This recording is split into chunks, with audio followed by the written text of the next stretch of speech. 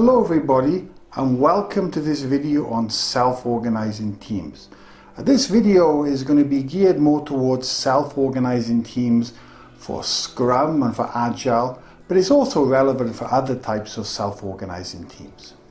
This is going to be part one of the video where we're going to discuss some of the common misconceptions and talk about the top 3 mistakes that people tend to make.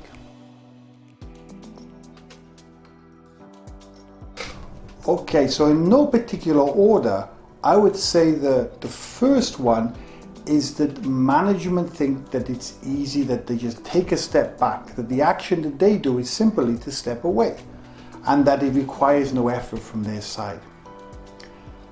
The idea being that simply they go there and give you a goal. I'm the manager, here's your goal, organize any way you like, go in a room, come back with the answer. So let me use a thought experiment to illustrate the point. If you were a restaurant, if you're owner of a restaurant and you're a sit-down service with a waiter, customers came in, looked at the menu, ordered, chef cooked the order. Imagine the following day you decided you wanted to be self-service, that actually the money is in the self-service business, not the sit-down service. Imagine then customers came the next day with just a sign saying, hey, there's nobody here, just go in the back with the chef, get a plate and spoon up some food. This would not be a self-service restaurant. In fact, if you wanted a self-service restaurant, you'd need to put a lot of effort in as the owner and the managers.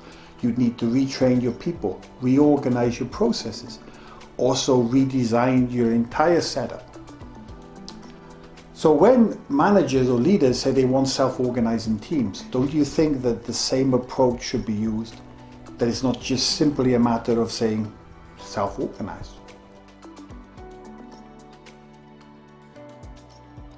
Let's now move to the second one. And the second one is that self-organizing teams will naturally organize themselves in a positive direction, and that everybody will know naturally their role. And let me explain why this myth isn't true. Now, we've all been to meetings with maybe strong agendas, where you have a few minutes on the agenda, you have your name, you have the subject you have to speak about. Now, probably you've been to also an open meeting. These happen occasionally, perhaps all people meetings, where everyone gets a chance to speak. There's no agenda, there's really few topics that are off the agenda. What happens in those meetings? Are they really open? What happens in some cases is that certain types of characters emerge. And I've been to many of these meetings, and over time I've identified certain types of characters that can really be disruptive to an open meeting or even a self-organizing meeting.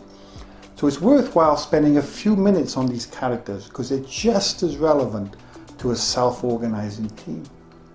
So the first character, and I'll give him a name, my own name, is Captain Conflict.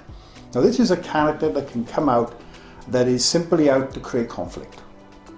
Some of their topics may be relevant, or they'll put maybe a little bit of a personal taint on them, but they're out to create conflict. They're out to create a noise. They might not even be aware of it, but quite often they are. The other character that can come out is Mr. Mouse. Now, Mr. Mouse is someone who has a lot to contribute. They could be a junior member of the team, or they could be even a senior member who doesn't like to speak in a group. And the minute you have an open meeting, they'll just simply go smaller and smaller and smaller and use the opportunity not to speak. The other one that I like, my favorite one, is Mr. Tree. Now, Mr. Tree is a guy who only sees the trees and doesn't see the spaces. They're only looking at problems. They may give you 15 or 20 problems with every one idea someone else gives, but they never contribute an idea themselves. And I call them Mr. Tree because I use the analogy of a person who needs to go through a forest and they want to go forward, but they see a tree and they try a different direction and they see a tree, another direction and they see another tree, but they never see the spaces in between the trees that allows them to go through. The final one that I would say is Mr. Timeless. Now, Mr. Timeless could be a very nice person, but they don't stop speaking. They take up all the time. They could be, for example, one of the best people and most countable people speaking, and therefore by default they're going to speak the most. but the result of that is that this person can eat up all the time of the meeting, allow Mr. Mouse to become even more Mr. Mouse, can even frustrate then Captain Conflict, who then, when he does get a chance to speak, can add even more conflict. So you see, all these contributions of these types of people mean that there needs to be some leadership involved in the facilitation of an organization. So the last one in my top 3 anyhow is self-organizing teams don't have any roles and responsibilities. And this misconception is similar to one in Agile about no documentation, where in Agile you don't have to write any documentation at all, and that's not true. And it's similar with self-organizing teams. It doesn't mean people with specific roles, specific technical capabilities suddenly no longer have that role once they're in a self-organizing team. It doesn't mean a free-for-all, where people can just say, okay, now we can do anything we want. And we'll talk a little bit more about the purpose of a self-organizing team in the other videos. And this will become more clear about what a self-organizing team is and what it isn't. So I hope you enjoyed this top 3. Please feel free to subscribe if you like it, it helps.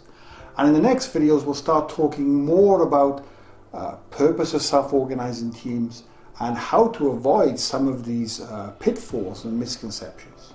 So thanks for watching. Bye for now.